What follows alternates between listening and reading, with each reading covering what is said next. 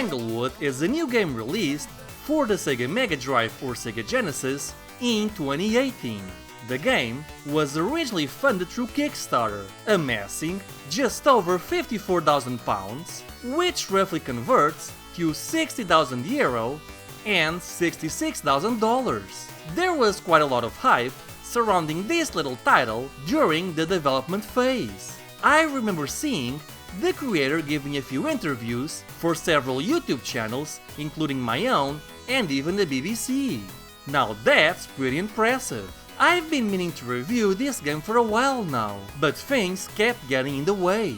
But now that I've completed Tanglewood, I can finally give my proper review on it, starting with the packaging. The game comes in a box that perfectly mimics the original Sega Mega Drive cases. Boxes are the exact same size and shape as the official thing, and if you put it on a shelf with the rest of your Mega Drive or Sega Genesis games, people are not going to notice it's not an official title unless you tell them, or unless they have a keen eye and see that it never actually uses the words Sega, Mega Drive, or Genesis. I should also point out there's a collector's edition of the game for Kickstarter backers, but I actually bought my copy from the Tanglewood website, which only lists the regular edition. The box art, which was drawn by Luis Martins, the art director behind Paprium, is quite appealing. I love the colors chosen, and it accurately conveys the feeling of helplessness from the game. My only issue with this artwork is that it's clearly modern, whereas old Mega Drive or Sega Genesis covers had a more of a hand-drawn kind of feel. This isn't necessarily a bad thing, mind you. It just means the cover sticks out a bit. But I can't deny that this is a good-looking cover that captures the theme and mood of the game, something which I felt was kind of missing from Tanzer's cover. When opening the box, there's a Big Evil Corporation seal on the front cover, which I've since removed but glued to the inside of the box so as to not lose it. In fact, when it comes to branding and extra goodies, Big Evil Corporation really went all out. Inside, the box once again mimics that of the originals, including a cartridge slot that can perfectly hold your original Sega games. I did notice the Sega address on the inside was removed and nothing was added on the inside to replace it. But that's just me being nitpicky. Inside, we find the manual and the Tanglewood themed postcard.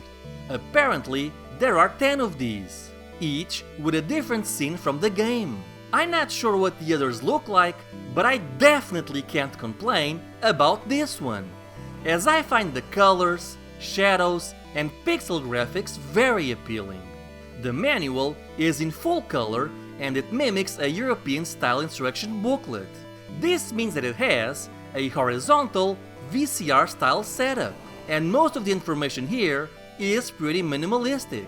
As far as I know, there's no American or Sega Genesis variant of the box or documentation, meaning that if you live in the US, you're still going to get the European variant.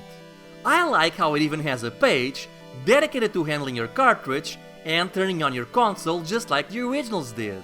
It's a neat little nod, especially considering we all know how everyone who bought this game is a hardcore Sega nerd. Regardless, I do like the color screenshots and the color sprites adorning the pages. Even the box in which the game shipped in came with a few Big Evil Corporation stickers, which I've kept because that's just the kind of lunatic I am. The cartridge seems to have come from the same factory as Tanzer, or at least it's using the same mold and high quality plastic, which feels just like an original Mega Drive cartridge. But there are a few noticeable improvements though. The first is that unlike Tanzer, the cartridge doesn't rattle when I shake it. Everything is tightly fit into place. Again, I could have just gotten a bad batch with my Tanzer cart. But then again, the game worked fine for me, so no big deal. The second improvement is that on the back of the cartridge, we get the Big Evil Corporation logo, which again mimics the official cartridges, whereas Tanzer just had an empty groove. And just like Tanzer, The cartridge looks very similar to the official ones, with the exception of this hole on the left, which, just like I've said in my previous video, has become something of a telltale sign that you're playing a reproduction or a modern release. I've actually spoken to a few developers about this, and apparently this was done to ensure compatibility with Japanese Mega Drives, as that particular variant has a bit of plastic that comes out to hold the cartridge down when you're playing a game. So this way, the developers can manufacture a single cartridge design that is compatible with every Sega Genesis or Mega Drive model. Overall, this is a high quality packaging, with a few nice extras thrown in. In that sense, it reminds me of Watermelon's Pure Solar, except the plastic for the Tanglewood cartridge is of a higher quality. Tanglewood starts with a strange beam of light appearing before your character and changing into a monster. I'm not sure why, but this motivates your character to essentially follow in its path. From here on out, you can jump, push and pull items, and gain temporary power-ups which will aid you in your quest. The game is a puzzle platformer in the vein of Flashback, Prince of Persia, or The Lost Vikings. But there's something about Tanglewood that makes it unique to the Sega Genesis, and that is that it uses modern game design sensibilities. Yes, by now, I've reviewed several modern Sega Genesis releases, like Water Margin, Generals of the Yang Family, Brave Battle Saga, and Tanzer. But the difference is that all of those games try to replicate game design philosophies from the early to mid-90s. But Tanglewood plays and feels like a modern game. By that I mean that the game and level design feel like something you'd expect from a modern system. For example, a lot of old school puzzle platformers had a level reset option because it was easy for the player to make a mistake and get stuck in an unwinnable situation, while other games relied a bit too heavily on instant death traps which sent you back to the beginning of the level, requiring you to start over from the beginning. But Tanglewood streamlines the experience by ensuring you'll never find yourself in an unwinnable situation. This means you can never drag, push, or activate items in a way that will leave you in a zombie status. Additionally, most levels will have one or more checkpoints so that you don't have to redo past puzzles. In fact, throughout my whole experience with Tanglewood, I always sort of felt an invisible hand guiding me, something which was never really there in classic games. Generally, I'm not that great at puzzle platformers, and it's not uncommon for me to check out guides when playing games like Limbo or Braid. But Tanglewood has everything set up in a way where it basically stops you from going forward if you're doing something wrong.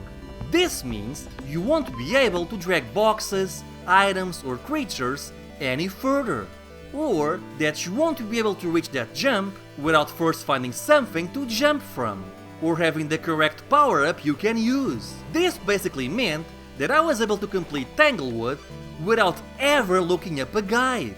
And that's fine by me. While I do enjoy puzzle platformers, I'm really just a casual fan at best, and I never felt this title demanded more from me than I could give. Think of it this way: if you're the kind of player who gets frustrated while playing Limbo, or if you get stuck too often while playing it, you're probably going to enjoy the accessible difficulty curve Tanglewood offers. On the other hand, if you like the challenge and you're looking for complicated puzzles that will test your logic, then this is probably not for you. Another cool thing the game does is give you a sense of progression. Throughout the game, you'll encounter these cute fuzzy balls, and you're supposed to roll them on their nests before you can use their powers. Their powers range from floating while jumping, to riding enemies, running machines, and even stopping time, which is awesome!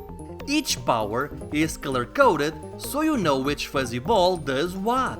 And it's cool how every game mechanic is silently introduced to you through gameplay. Before, you're expected to master them and know when and how to use them. And the same goes for the plot. Yes! This 16-bit game has a plot despite not having a single line of dialogue. Again, another quirk of modern game design from games like Limbo. Although, I guess you could say it also draws a bit from Sonic 3 plus Knuckles in that regard. But it is cool how the first levels serve to introduce you to the gameplay, while the following chapters will slowly reveal more about the plot, as you go from forests and mountains to what seems to be ruins of an ancient civilization. Heck, halfway through the game, you even find a second fox friend who then starts following you, and its presence completely changes the gameplay. Suddenly, you're expected to double team with it, to traverse through the levels, and this is actually really well handled. Sometimes you have to jump off of each other's backs to reach higher platforms, or carry it on your shoulders through bodies of water because it's afraid of it. On the other hand, your friend can crawl through spaces you can't, to push buttons as well as pull or drag items and boxes to help you progress. What surprises me though is how well handled the AI is. Most of the time, it always knew what to push, drag or press, and it did it with very few flaws. Occasionally, the other fox would lag behind and I had to call it. And this one time, I died because the AI apparently forgot to push an important item onto the correct path. But these were very few and far between.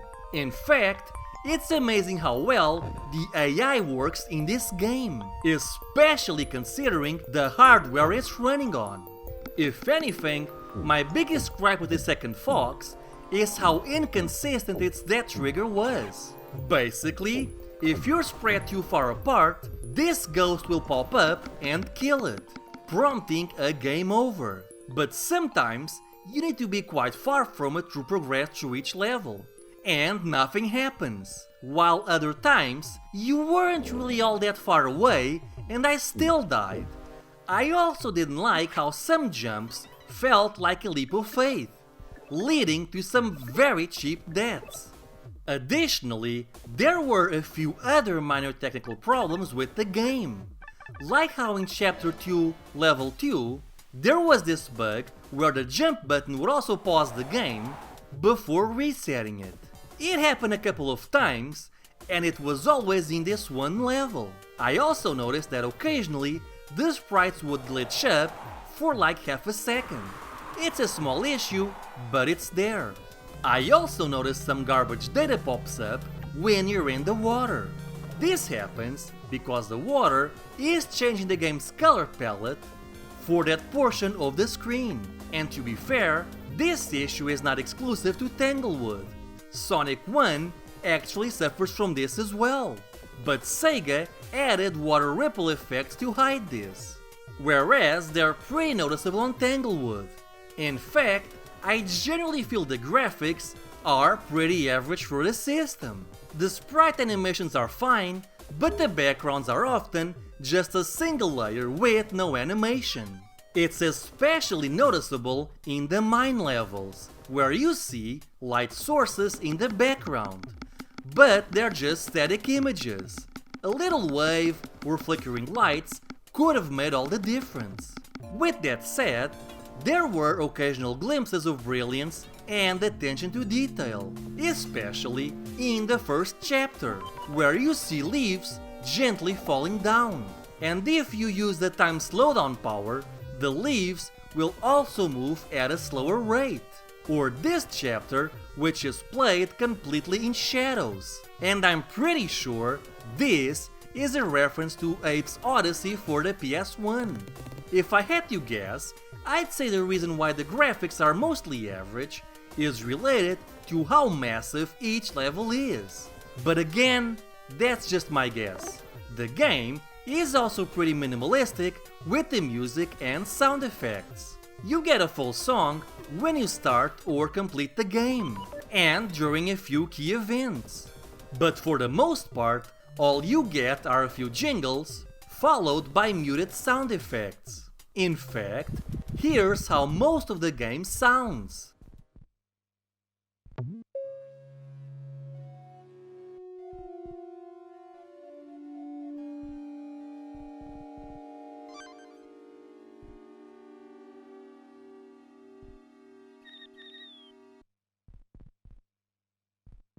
With that said, running a few tests, I did find that both the Sega Genesis and Master System sound chips are used. Though, as you might expect, the latter only gets marginal use. Let's listen to the game running with only the Sega Genesis sound chip.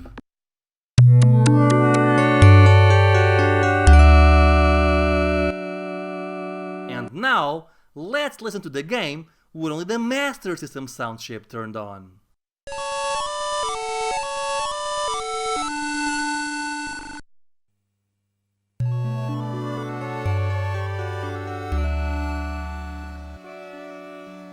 As you might expect, even though the Master System sound chip is used, it doesn't get a lot of playtime. And that's pretty much it. You can also collect fireflies, which are set to unlock an alternate ending. But there are a lot of them to collect. And look, I tried, okay? I tried, but I always kept missing some. Overall, Tanglewood is a truly unique Sega Mega Drive game. Sure, the console has games like Flashback, Prince of Persia, and The Lost Vikings. But a focus on modern game design helps set Tanglewood apart from other 16-bit entries. These days, it's become the norm to see new games which mimic ideas and game design concepts of classic titles on the Sega Genesis, or games which try to push the system's graphical limitations. But what we haven't been seeing is a modern approach to old hardware, and in that regard, Tanglewood sets itself apart from the rest. If you're interested in buying the game, you can get the physical release from tanglewoodgame.com or buy a digital copy from Steam or GOG.com. And personally, it's a game which I highly recommend. Hey everyone, thank you for watching Stika's Retro Corner. If you enjoyed the video, be sure to like, comment, subscribe, and share this video. All that fun social media stuff. And if you want to support the channel, check out my Patreon, where you'll find all kinds of awesome rewards. Anyway, I hope you have a great day. Bye!